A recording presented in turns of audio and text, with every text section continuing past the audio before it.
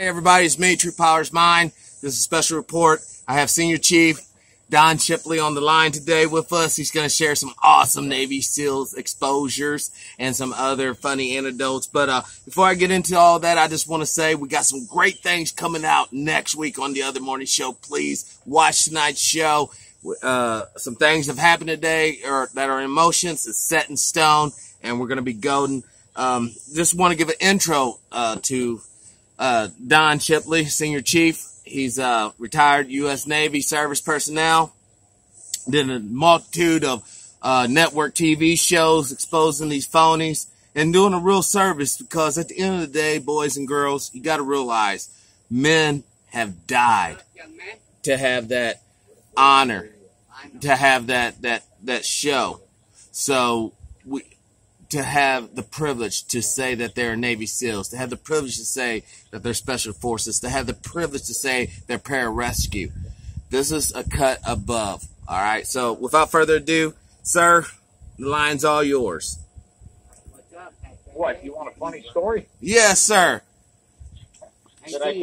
Last time I was on, did I tell you my Jay Leno story? No, you didn't. What's that? Well, I've been running my training course, and I've been on the rappel tower all day long in the heat.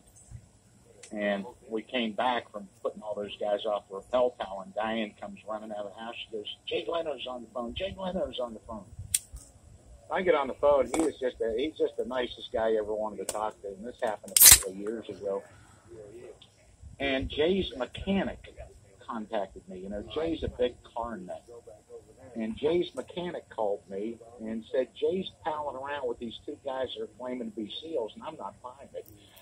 And Jay's a very generous guy to the military, and I verified both those guys were fakes. And the next thing I know, Jay's on the phone, and we talked for a long time. We talked to Diane, and he said, I'd like to get you on the show. This is just as he was ending the Tonight Show. He goes, "Look, it's not my call.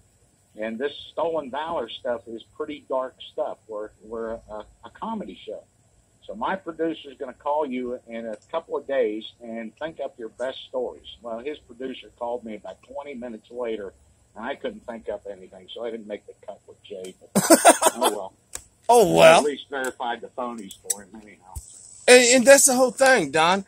A lot of these phonies are out here getting jobs. They're using, "I've been to Navy SEAL, sir. I was on SEAL team, whatever. And, I can do this." And they're getting jobs. I'm not talking about just a cup of coffee. I'm not just talking about a free lunch or maybe some, after hours floozy in the backseat of some car. They're actually impacting, and they're making the service look bad, because when they do dishonorable things, it falls back on the real men that went through that training. Yeah, there's no, the guys coming back from Vietnam got a really bad rap. Yes. And I think the country now with these current wars was a little ashamed of that. So we lavish veterans now. Yes. And rightfully so. And there is no shortage of these clowns that are ready to stand in line and take advantage of all the things that go along. We've had country music stars build homes for fakes. They give them wheelchairs. They give them cars. They give them service dogs. We just recently had one that they got arrested under the stolen valor law in Florida. Yes, please. He was actually getting treated at a VA clinic, and he never served a single day in the military. Wow. So they're very good. They're very clever, especially today with Photoshop, white out. You can buy a lot of these fraud DD-214s on the internet, and it's a real problem. So, we fight fire with fire. If you're going to put it out over the internet, we're going to put it out right behind you. We're going to tell the truth about you when you're telling all the lies. Yes, sir. Senior Chief, would you please explain the real law on the book about valor theft? The stolen valor? Yes. Now, that got started by George Bush. Look, it's always been, it's Title Code 15. It's always been a law in this country that you can't go around selling, bartering, manufacturing. It's basically telling lies. George Bush Jr. tightened that law up. Title Code 15, awards and decorations, into the Stolen Valor Act. And then that Alvarez guy claiming he had a Medal of Honor, search all that stuff. And they overturned it. And so Doug Sterner, a Vietnam vet, Army guy, and his wife went back in and rewrote the Stolen Valor Act. And all the Chief Justices were saying when they overturned the Stolen Valor Act was write us a better law. Yes. Do that. That's all we're telling you guys to do. There's nothing wrong with it. You've got to tighten it up a little bit. So they did, and it's back on the books. But honestly, God bless police and FBI. They got bigger things to deal with than some of these guys. They only go after the real worst of the worst. So if you see a guy parading around in a uniform, good luck getting him prosecuted under that stolen valor. We incarcerate guys every day in this country for it, but it's really the worst of these guys. That actually goes to actually get punished for it. Well, even though that was quite flattered, one of the Chief Justices, when they were pounding this thing out, asked, why do you guys need this stolen valor law? You do a good enough job already, it seems, of trying them in the court of public opinion. Yes. Meaning phony Navy SEAL of the week, this ain't hell, Guardians of Valor, military phonies. We post them up on the internet, and it made a lot of sense, too. And that's, it's good. That's what it's all about. Like, I work with a guy. He's a young kid, only 21, and, I see in him a lot of aspects to what you talk about as far as Navy SEAL. He's intelligent, he's strong as an ox. I mean, the kid is super strong. And I've been subtly hinting to him, maybe the military, he should possibly look at as an option. But it almost seems like, a lot of guys, his dad was in the military and uncles, and it's just almost seems like the military has a hard rap to overcome, to get young people that would actually be valuable to the service versus this, like some guy that might get in there and do illegal activities while he's in there. Not quite following you. Like, for instance, when you were sent to the SEALs, okay, you said a judge had a lot to do with it, because you kind of got into a little bit of trouble, all right? Yeah. Well, a lot of the kids that would actually want to do SEALs nowadays seems like not only should the judge send them there, but they're just actively involved in criminal-type behavior, whether it be gang or drug trafficking or whatever. They're just kind of geared criminally minded. So if they were to go through the SEALs process, actually, get their completed, they could possibly be a criminal SEAL, doing like illicit activities while they're doing their service. We had examples of gang, graffitis of various gang members showing up in Afghanistan, because our service members who were gangbangers that actually went through boot, passed it, and went through AIT, passed it, they still are carrying the criminology of their culture with them. So when they get out, not only do they go back to the same scene that they came from, but they go back with military training, if you follow what I'm saying. Yeah, I get where you're saying now. In my case, back then, you had the option. You were often told that, and I wasn't a bad kid. I was just into some mischievous stuff, and that was recommended. You better go check out the military, sonny boy. But now, it's really hard now. From what saved me, and I use that really lightly because I was not a bad kid, but I really wasn't going anywhere. I could have gone down that road. I just needed to get out and see the world. Yes. Now these guys can't do that. The military is so strict on their tattoo policy for recruits, alcohol incidents, domestic violence, where they would have taken you. And I think I said that on here before. When I was in the fleet, most of the guys, that I was running with were running from something. And 9 out of 10 of those guys made good in the service. The service gave an opportunity, and the other 1 out of 10, that's why they made dishonorable discharge. So, yeah, I get where you're going. It'd be a little bit more difficult doing that SEAL thing, grinding that training out. No, that's your motive. That cold water will change your mind real quick if you got an ulterior motive for that. But, yeah, shit, I see where you're going. Now, do you believe, I had a a talk with a guy I met on the street up there while I was working. And, you know, he said that he thought that we should have mandatory military compulsory service for all of our young people. Now, how do you feel about that? I don't think that's too terrible of an idea. You know, in Thailand, you know, you're going to spend your time as a monk. Right. I think that's still there, you know, that they have to do that for a year. In Turkey, they had conscripts. You were going to serve the country for a year. Wait. I'm sorry, Chief. You just said in Thailand you have to be a monk?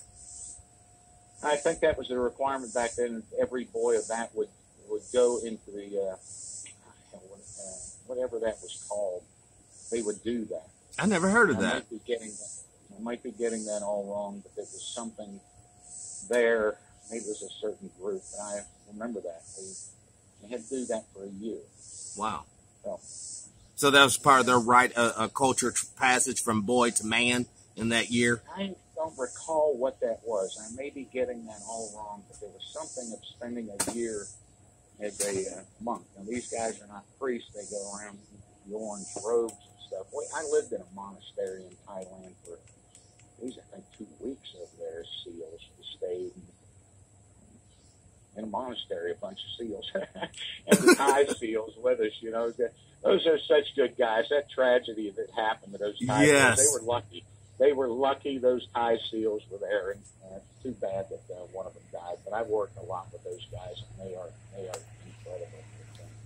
You know, the conscripts in Turkey, you know, the guys spent. Now the Turks were really hard on those conscripts. They did the worst of the worst jobs because they did not want to be in the military. They were thrust into service, and that's gone on. It's called pressing. You know, they press them into service. Yes, conscription too. Shanghai guys, you know, the British would press you. They'd pull you out of bars, you know, way back in the old days and things like that. I don't personally think it's too bad an idea because there's a lot of benefits that can go along with that. But if somebody does not want to be there, you know, that's not a good idea either. Right. So, but we got to do something, Chief, about the level of disrespect out here on the streets. I mean, I get we all have freedom of speech, and you know, you actually fought for that. But at the same time, we have to have some sort of respect. There has to be some sort of common respect we show as countrymen and citizens towards each other. Yeah. I agree. I don't know. You blame it on video games and just society now and things. Well, I blame it on when I was a kid, but you know, the Arrested Development deal. You know, like when you had your boys there. You know, when they were babies, say from like 2 to 4, everything's mine.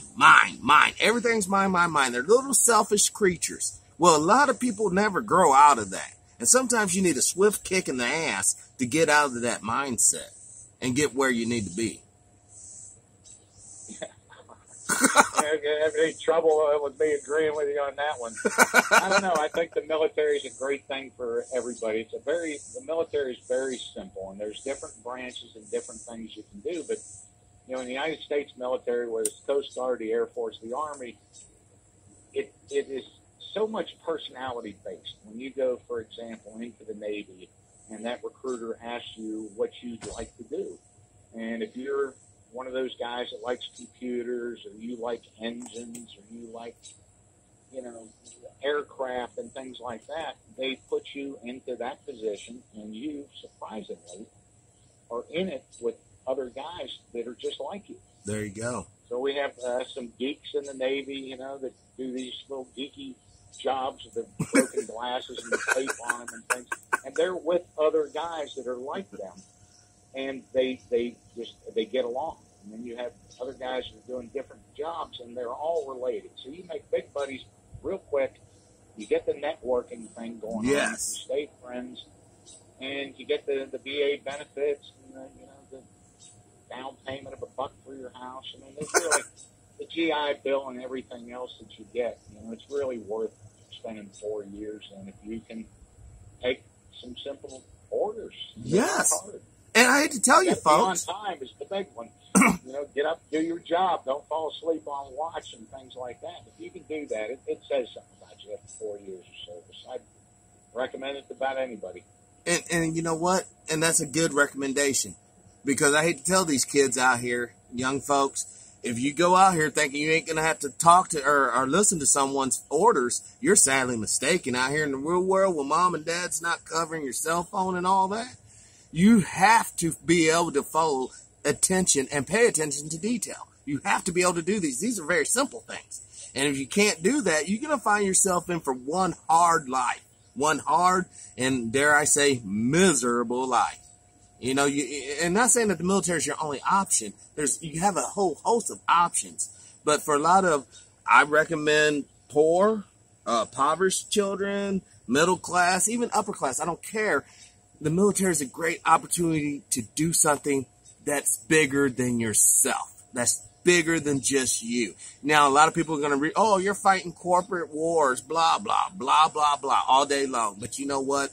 At the end of the day, the only reason why they can say that is because we have men and women and children from the past that were willing to do what it takes to enjoy what freedom we may have today. And I say we need to build on this, not shrink it down, but expand on it. Do you agree with that, Chief?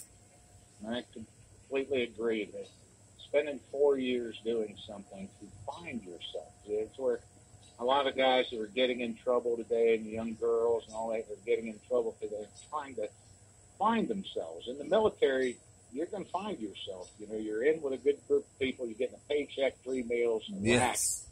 And yes. You will figure out what you want to be when you get out, or you're just like me and you just want to stay forever. And that's not bad either. I mean, and don't forget it. You know, those drill instructors or whatnot, you may think they're being hard on you, but really they're trying to build you up in ways that you would never, because don't forget, they have been trained. There's a lot of psychology and a lot of experience that goes into molding a soldier or airman or Marine or sailor. There's a lot that goes into molding this individual to be a part of the bigger machine. You know, all you have to do is realize, and it may sound stupid and corny, but you're here because you love your country. You're here because you love your family. And you're here because you love your future children that you don't even have yet. You want them to live in a free country. You know, is America perfect? Well, no. But you tell me one country on this planet that's perfect. Tell me. Just one. Thank you. You can't. America is a good country. You know, there's such a small percentage of guys. I think it's 3%. When I say guys, I relate to guys and gals. But 3% of this nation served in the military.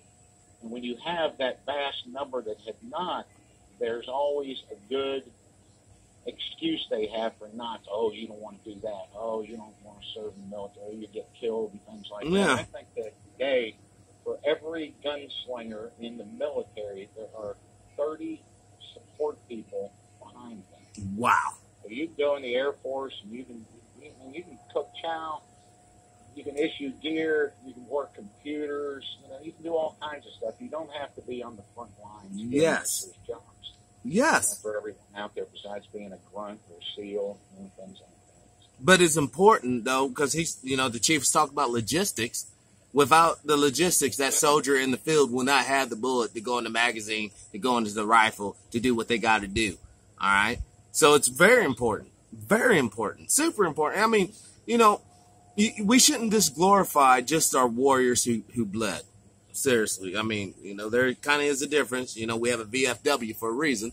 But we also should honor the soldiers that were behind the keyboard. The soldiers that was behind that pen and pad, making sure this freight got on that truck and got to that destination at that precise time so that team can go out and do what they got to do.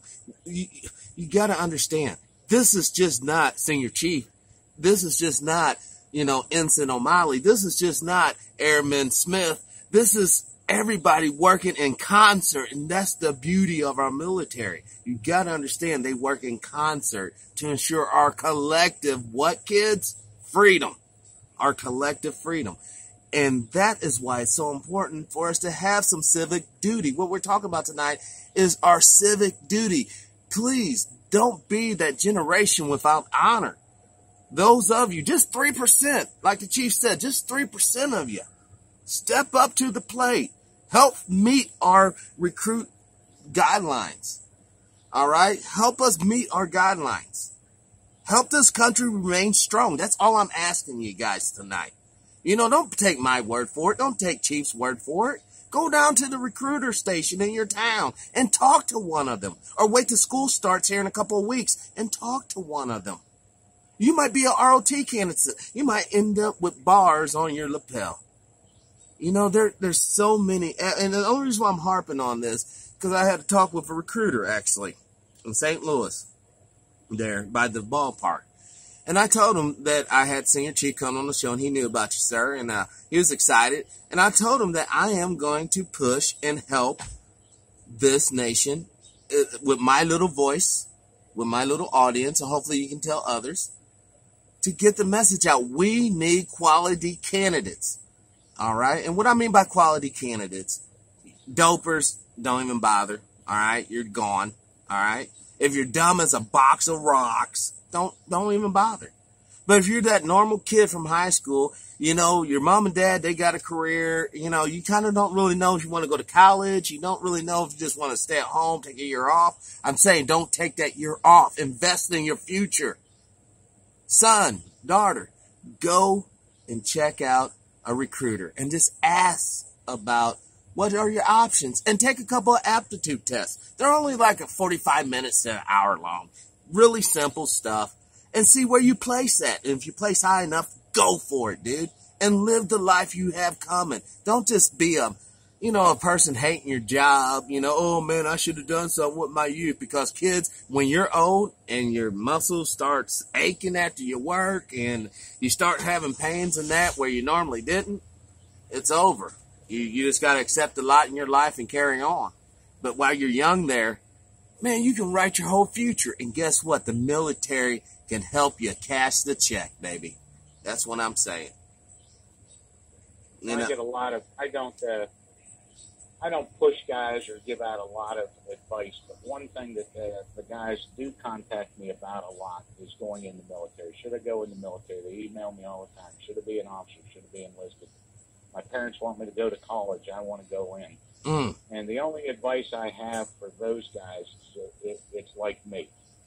I would not have done well in college. I didn't like high school. There was a big world out there. I wanted to see it. So if you're going to spin your wheels in the mud, yes, and waste your parents' retirement money on your college that you're just going to screw around with, go in the military for 4 years. Get your GI Bill. You get the cool thing about the military that I really love is if you ask for more responsibility, by God, they'll give it to you. Yeah. They will promote you, reward you, and you can be an officer, you know, ex-enlisted guys going officer of every kind of style there is, warrant. Yeah, it's just a very cool thing. But if you want it, they are willing to give it to you. Everybody, you know, will give you that extra responsibility and promote you, and you know, you just do a good job. I had a great time, man. You wrote your own ticket with your own initiative. They reward your intuitive, you know, self-starting attitude. You know, and that's what we're ultimately talking about. If you're not a self-starter, yes, the military is not the place for you, okay? You're just going to probably wash out in training or you probably do something bonehead and get dishonorable, okay? But if you're a self-starter and you just lack that economic social spoon in your mouth, silver or whatever, the military is your way out, bud. You don't got to sell drugs. You don't got to do nothing illegal. You don't have to fucking dishonor your family's name and yourself. You can go and do something great, not just for yourself, but for our country. And be proud of yourself at the end of the day. Senior Chief here can hold his head up high because he did what was right. You know, he was kind of on the wrong path. You know, he wasn't that bad of a guy, but he was kind of on the wrong path, but he did the right thing. And it paid off. He has a beautiful wife, beautiful family, some land. You know, he has his, you know, his whole life, you know, a successful career.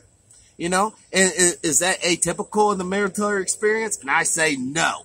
That is typical of the, you know, granted, a lot of guys won't have their own TV shows like Chief, but, you know, you'll find most veterans that weren't psychologically damaged or whatnot, you know, have their own home, they have their property, they have a loving family, and they're doing quite well, you know, and the images about the the drunk, you know, oh, blah, blah, the war and all that. A lot of that's just straight up Hollywood nonsense hype.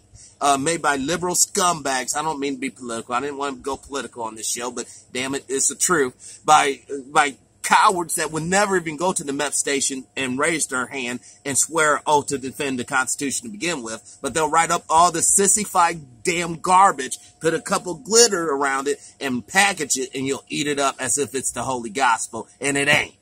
We have a man here on the line that is the truth. That is reality, that has experience. You know, I mean, you know, Chief, and I want to be kind of balanced, you know, was there any downside to the military at all?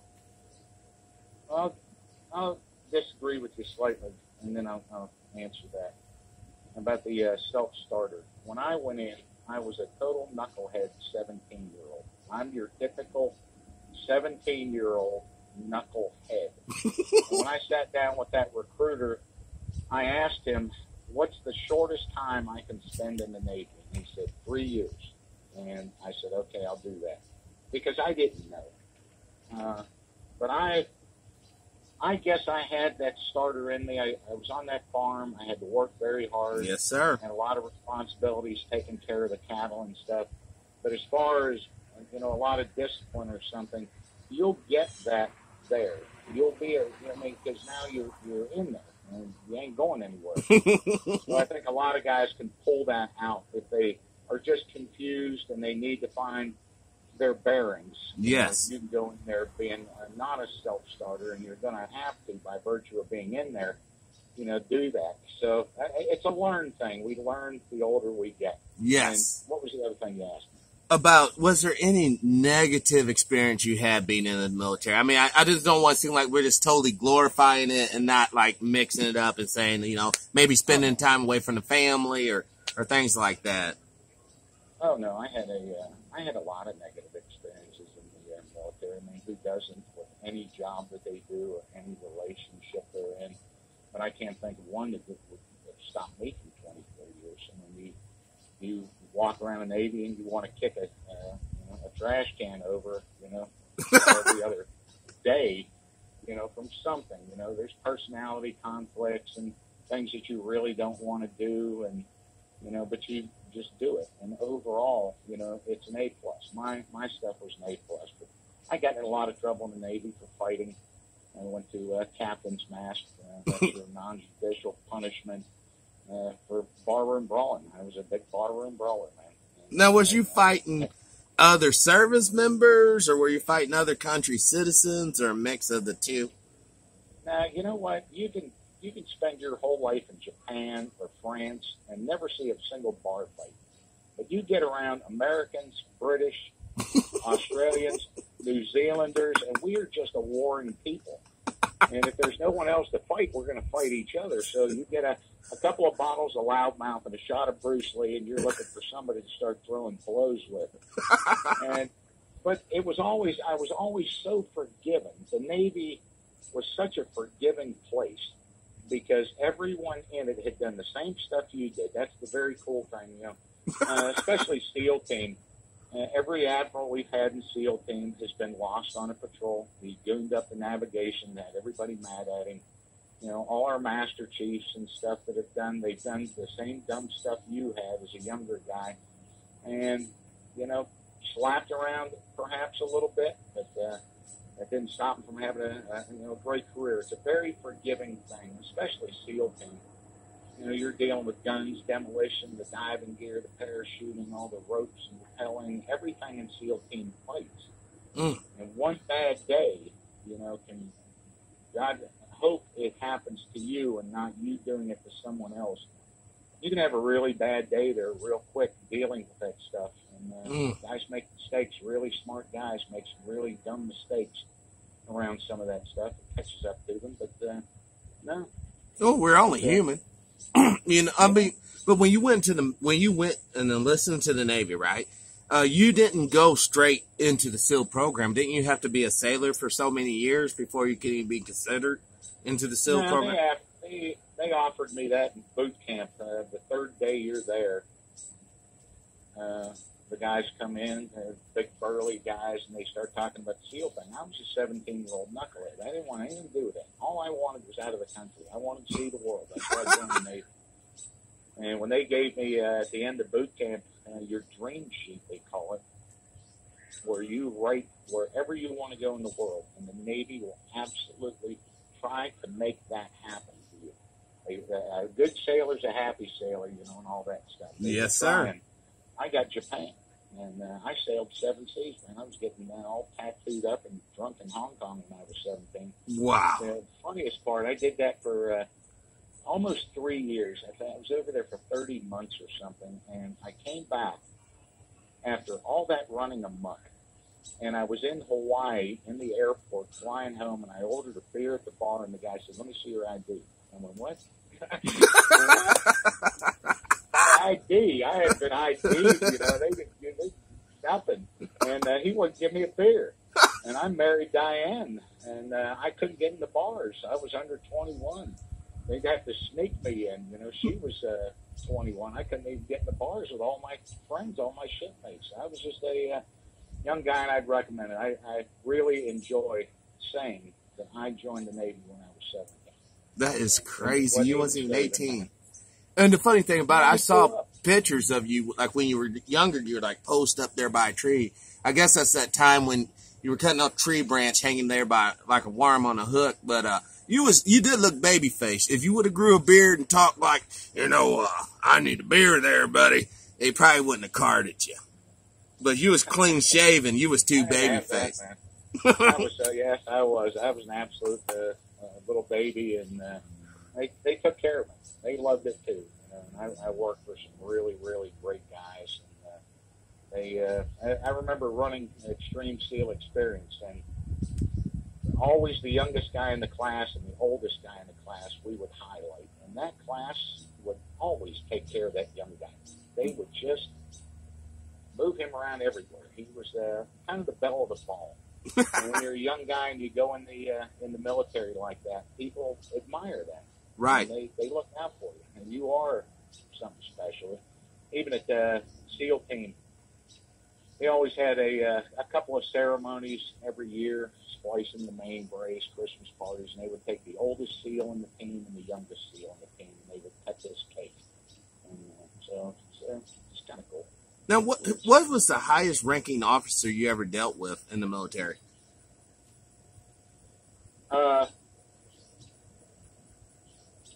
Certainly an admiral.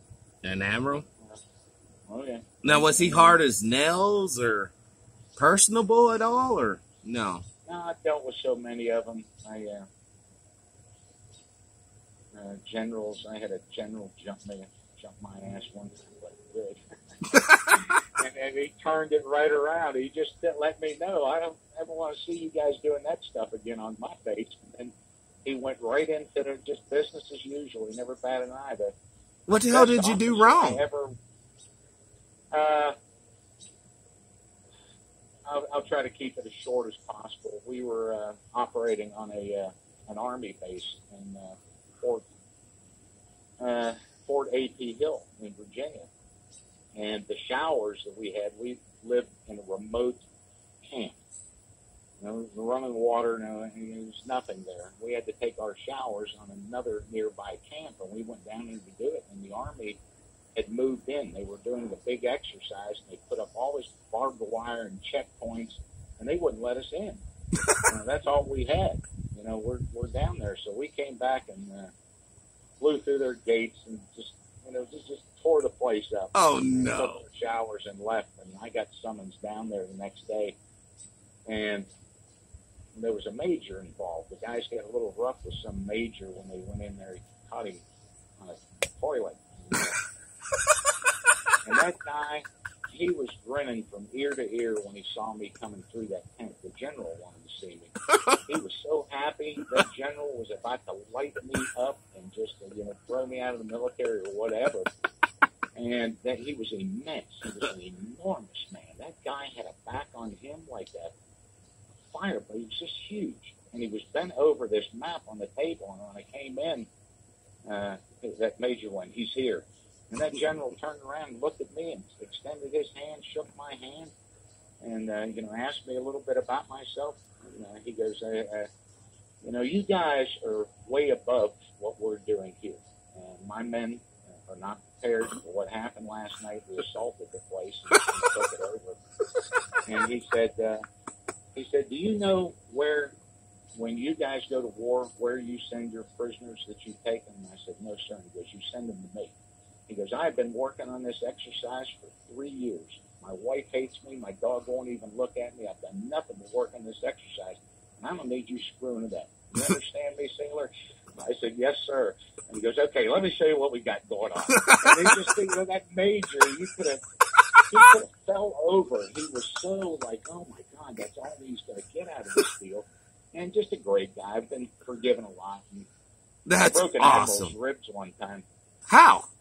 He was the battle group commander of a group of ships that we were aboard, and he was admiring some of the training that we had going on. And one of them was called spy rope, where you are tethered 120 feet underneath a helicopter, and we could put 10 guys on this line and just fly them all over the place. So we were doing that. He came up and I said, "Would you like to go see your fleet? Admiral, we're out at sea. Would you like to take a flight up? I'll hook you into this thing, and we'll give you a flight around. You can have a look at your fleet." And he was all up for that. He was an older guy.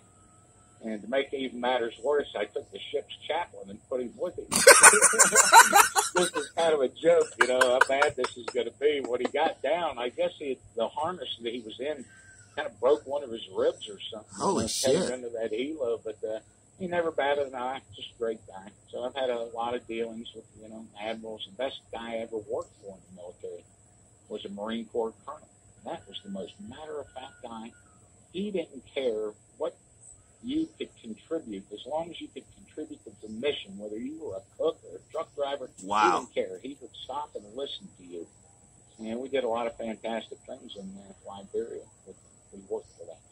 Now, if a guy wanted to go into the officer, to be an officer, would you recommend him being enlisted first or going to college first and then join the military or what? My personal opinion, we call them Mustangs. Mustang officer is an enlisted guy.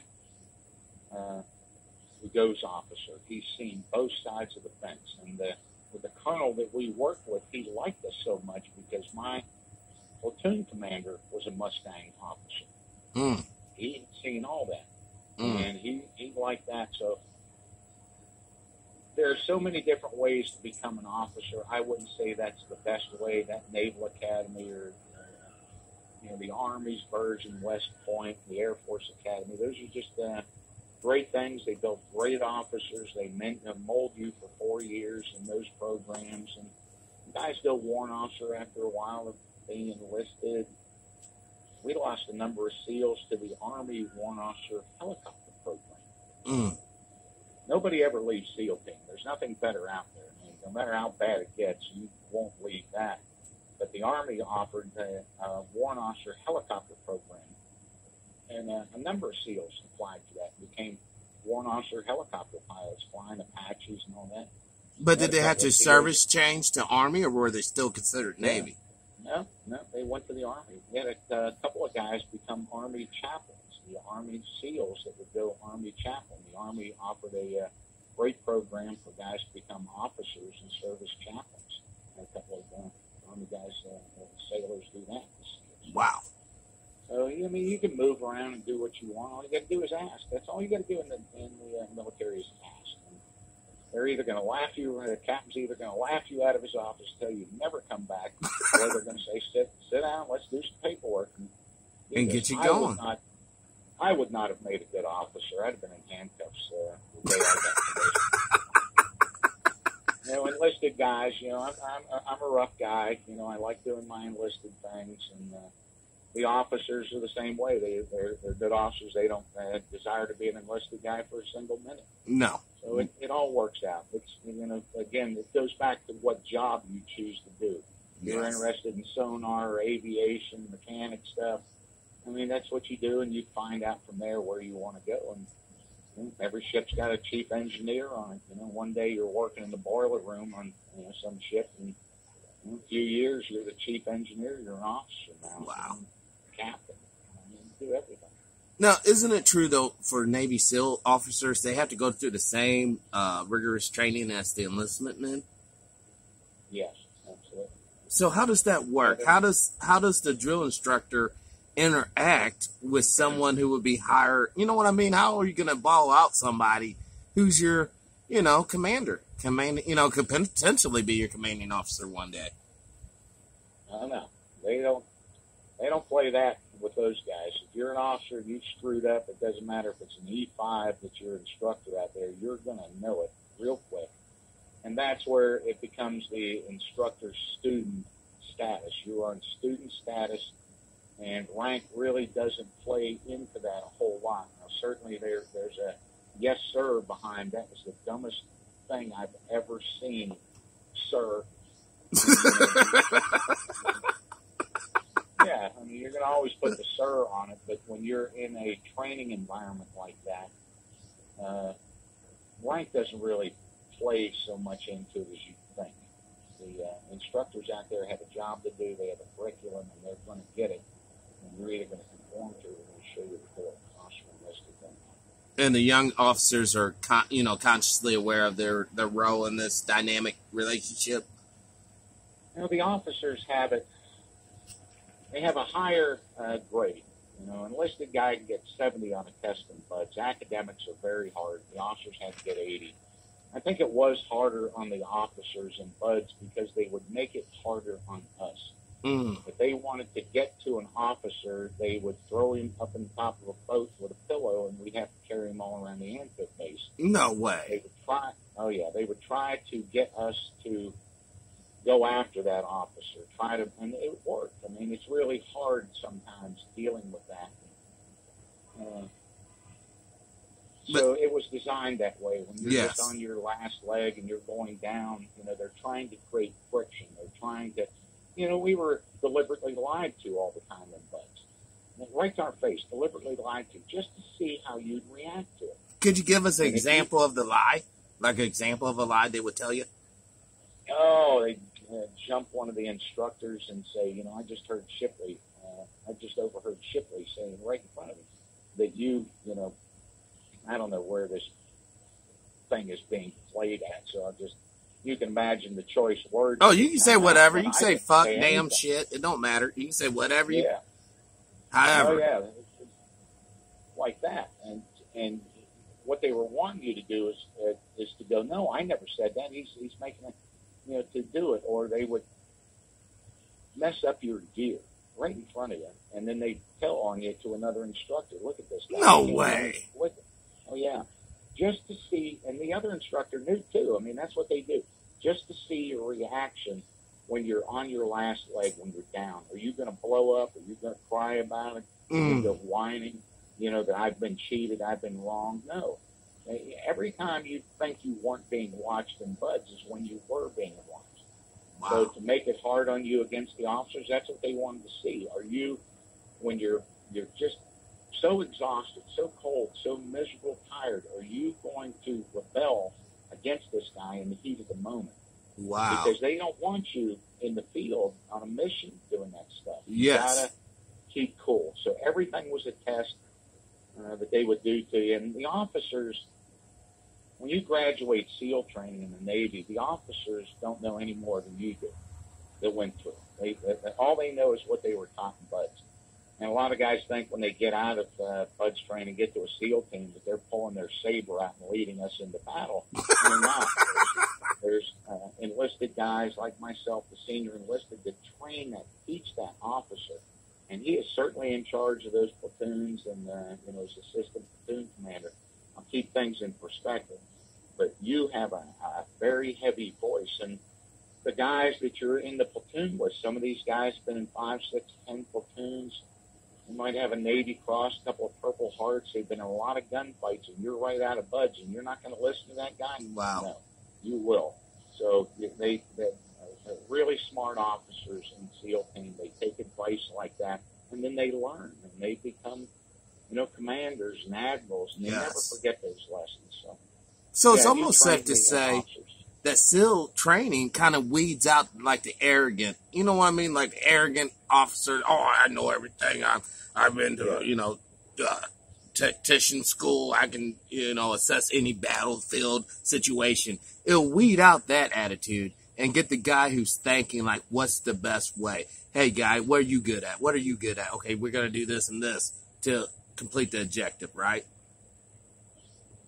I'll give you an example of that, because you have to, in SEAL training, you need to be a B student.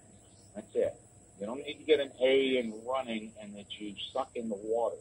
You have to just be that all-around B student, and you have to be somebody that people like and respect, because these guys are going to be on helicopters with you and guns and, all the instructors too. It's a very small community. You have to be that guy that's just good at everything, but you don't have to be spectacularly great at everything.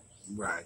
So I failed in Buds the 50-yard underwater swim, and that was a requirement to get through. I failed it, and I was going to be given another chance, but I was so down, I was so crushed that I did that, and it was early into Buds training, very early in. You had to hold your breath, do a flip into the water, swim across the pool, and come back and touch the wall, and I just couldn't make it. I almost made it, but didn't. And as I was walking past a group of officers in my class, one of them made the remark loud enough for me to hear. I'm almost in tears over this. He said, I could have done that swim twice. About 5 years later, I kicked in the doors of a ship underway when we were taking it down as part of an exercise. And I used to throw this insane. I would get everyone's. We meant to stop that ship. We would helicopter on, fast broke down, and the first objective was to take the bridge. We would stop that ship. And when I went through the door, the tirade and threatening and kicking people around and throwing them to the ground was epic. And one of the guys I threw to the ground on that bridge that day was that officer. He didn't make it through Buds. And I slammed his ass on the deck and leaned over. And it took me a second to recognize him, and I went, I could have done that swim twice. And it was him in the fleet. Because you talked about personalities, and that personality, he quit doing log PT and was gone. But that personality, that arrogance like that, of trying to make a guy that's really down feel even worse, that didn't go. And most of the guys did not make it. We started with 120 guys and 24 of us originals. Wow. I mean, it's almost mind-boggling to see how the SEAL program can actually meet its new recruitment deadline with that type of failure rate. You're talking like 80%.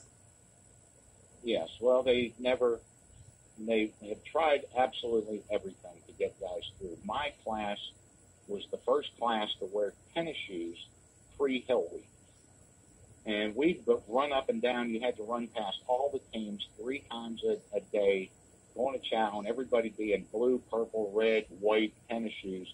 And those guys would throw shit at us and insult us, push, all these SEALs that didn't have to do that. They all wore jungle boots.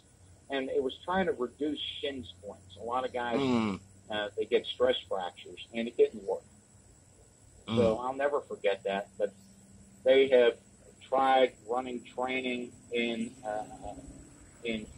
Florida, in Hawaii, in these controlled environments where the water temperature stays the same, the climate. They've tried getting rid of Hell Week. They've tried just endless things to get more guys through, and none of it has worked. You either want to be there or you don't. Period. And, Period. They want more SEALs. Now they're running. I went through. They were running 5 classes a year. They're running 7 now. Wow. And still, the statistics don't change. And I think SEAL training is harder now than it was when I went through. And a lot of it has to do with those instructors out there. My training in '84 had a smattering of Vietnam vets in it, and that's what we went off of. These guys now are pipe swinging Iraq, Afghanistan vets, and they know what's going on. And they don't pick it for these guys. And they'll chisel those classes down a lot. I never knew guys could do it, but they had bigger classes in the summer. The summer classes were almost twice the size of a winter class. I went to a winter class. So summer class is like 200 guys. Yes. I never knew guys would time their classes. It never dawned on me. I just wanted in the program. But the classes were double in size, but the statistics never changed. Still, that 80% of 75, 80% of guys, no matter what they do, are going to get through that training. Wow. And that's not a lot from quitting. A lot of guys put that stigma of quitters in SEAL training. And that's really, a lot of guys, seen so many guys quit, but seen so many guys get hurt, so many guys get sick, so many guys fail tests, so many guys that just couldn't keep up. That's one of the strange things. They say all you got to do out there is not quit. Don't quit. Don't quit. Well, it doesn't matter. They'll performance drop your ass in a heartbeat if you're pulling the class down. Yes. And kind of strange. I was lucky. So you're a guy that actually went through that. Yeah, I had to take that back. Quitting, I was just saying that word so everyone knew what I was talking about, but I don't mean quitting like they're pieces of crap or anything like that, because, I know I personally couldn't go through it. So when am I? You know what I mean? So, anybody that's willing to step up to the program, I give them the utmost respect. Those that complete the program, obviously, you give them respect, But we have to understand that I think I understand what they're saying. You don't quit. You keep on purpose. Your body's aching. Keep on going. You're shivering. You keep on going. I get that. I guess that's what they're ultimately meaning by is just don't quit. Give up. Because it's sort of like this. In some respects, as far as military training, I truly believe they will never put nothing on you that you really couldn't handle. You might be thinking you can't do it, but you really can do it if you just reach down deep. And I know, even a sea-cow like you, Chief, reached down deep at one point in time in training, and you found that you was not wanting, and you overcame the obstacle. Now, guys quitting in SEAL training has a terrible stigma attached to it. But when you really look at it, the way I saw it ultimately, is they're smart.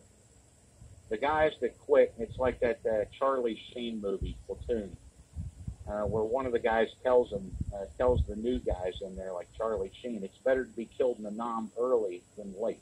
Oh, God. When you're about to go home. Yeah. The guys that quit training realize they are never going to make it through. And they realize that early. And they cut their losses.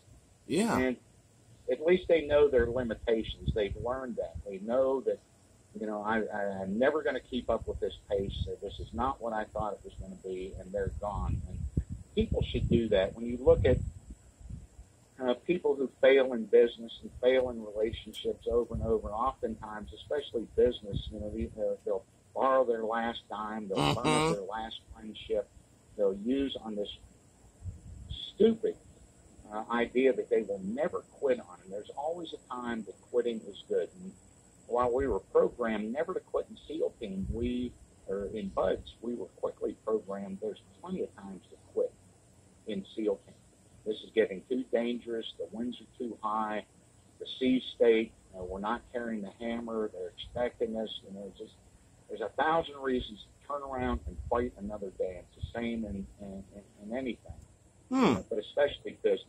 You're not going to win, and you need to cut your losses.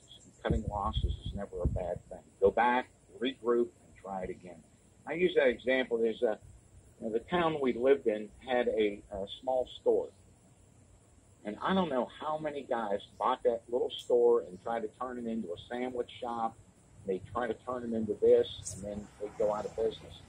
I mean, they would fight and struggle to keep that thing alive when you should be able to look and go, it's just not working. None of my friends are talking to me anymore. I've borrowed all the money I can. It's failing, and regroup. So, I like that. Never really a bad thing. I totally like that, Chief. Seriously, I mean, coming from you, it really hits home. There is a good time to cut your losses. Cut and move on. Reassess the situation. There's nothing wrong. It's not cowardly. It's not weak. It's actually a sign of intelligence and strength. Yeah, you know your limitations are when you're failing, isn't it? I know a lot of good SEALs that came back for round 2, even 3, before they made it through. They just weren't ready. And you never know in SEAL training what's going to happen or how you're going to react till you get out there. No one can hold you underwater and prepare you for some of that. How you're going to deal with, extreme exhaustion and cold water and just some of the things. And guys will reevaluate. And it's the old saying, everybody wants to be a SEAL on a sunny day.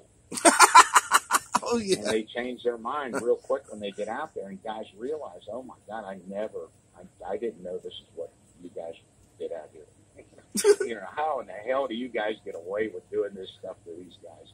Well, Now, I know this is a truly bizarre question, but have you ever, in all your travels, ever heard of a Navy SEAL going from a Navy SEAL to, say, the French Foreign Legion? Yes. What? I had a good buddy do it. Really? I had a good friend do it. Now, that's the only example I know of, but guys, when they get out, now he was medically discharged. He got badly, badly hurt in a parachute jump. It really smashed his head and all his legs and everything else. Next thing I know, we hear he's in the French Foreign Legion. The next thing we know, he's home. So he went AWOL from that stuff because it was not SEAL team. He was looking for something, again, to do. And a lot of guys, when they do retire, the fire department is a really big thing. The police department is a really big thing because they crave that brotherhood. Together. Yes, they get back into that. And, yeah, I do know one. That's funny. That is so funny. I mean, because wow, I would never even expect. Wow, that's what a small world. Long before he went over the wall because there's not a great reputation there, but it is a romantic thing with the French Foreign Legion. But when you get there, no. He thought, I can't be in the Navy anymore. Go give that a try because give you a new name or whatever. Yeah, a new identity and all that. I mean, those guys don't have a great reputation. So. What, the French Foreign Legion? I mean, like amongst the service people, they don't have a good reputation? No. I'm not going to get into French bashing. In the world of special forces, nobody's looking to them for any advice. We can stop, Chief. They are our ally. We can't, like you said, we can't French bash.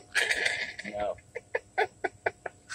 Maybe on another day when we're off show, we got to talk about that French connection there. I've worked with some of the just the finest. I love the Thai SEALs. I went everywhere and did everything all over the Mediterranean, Northern Europe, and Asia, and just got along. That's probably where my background of just liking everybody comes from. There's individuals I don't like, but there's no races, anything like that. And those Korean SEALs and those Thais and the Norwegian Jaegers and the Germans and just everybody else we worked with, the Australians, and I just loved them all. They all had something. Now, does the Russian and Chinese have SEAL teams? The Russians have their Spetsnaz. I don't know what the hell the Chinese call it. The Spetsnaz, if you want to look at training on a budget, you look at Spetsnaz guys. Now, they're the ones with the shirts with the horizontal stripes.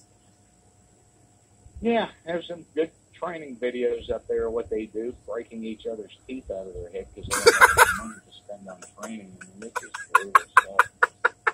I mean, that's just it. Everybody line up. We're all going to knock their teeth out. And, try doing that in SEAL team. All right, everybody, get together. We're going to knock each other's teeth out. We're going to cut each other with knives and practice stitching each other. They do some goofy shit over there because they don't have any money. Damn, Chief. Damn. To be a good special forces unit, you need to have a lot of money. And when you look at, Europe, things like that, the Germans, the Australians, they have money to train their. Yes. So, I mean, I'm kind of getting the sense that, as far as the special services are concerned, like, kind of borders are not an issue. So, do you ever possibly see a possibility that perhaps the United Nations could have basically a global SEALs force? No. No? can't even get enough in our own country. You know, they have more and more SEALs, but it just does not work. No, it's just kind of a loose breed, you know, like hiding in the Navy and just doing that thing. So, no. That is funny, man. Can't mass produce it. Can't mass produce it. I mean, I was thinking more as far as, do you ever see a potential for all the militaries of the world to come together, not for, say, a nationalistic or even a patriotic thing, but come together for a humanity thing, saying that, look, you know, boys and girls, you know, all these different rulers and dictators and kings and queens, it's kind of goofy for all of us humans to have all this. We will fight for humanity just in case an alien force pops up, but kind of make a one world army. Well, I think they kind of have that in NATO, or that's what they. Well, we have half the world. We have half. You know, when you look at the United Nations, they can't agree on much of anything. You know, with Iran, you see, you know, everybody wants to, you know, put sanctions on Iran, and then there's a handful or a bunch more that won't, and they're allies. And Yes. Big mean world, and I don't know. Man. You know, you're getting way out of my way out there. I just was happy in my little SEAL things. So, have you ever? I mean, you was actually out of the SEALs, I believe, when 9/11 occurred, right? No, I was a instructor. Oh. Thanks, training instructor at Buds. Oh, God. Well, when that occurred, and we kind of hit the era that we're at now, in your gut on that day, because when that happened, I was actually in California, totally different lifestyle, totally different life. But on that day when it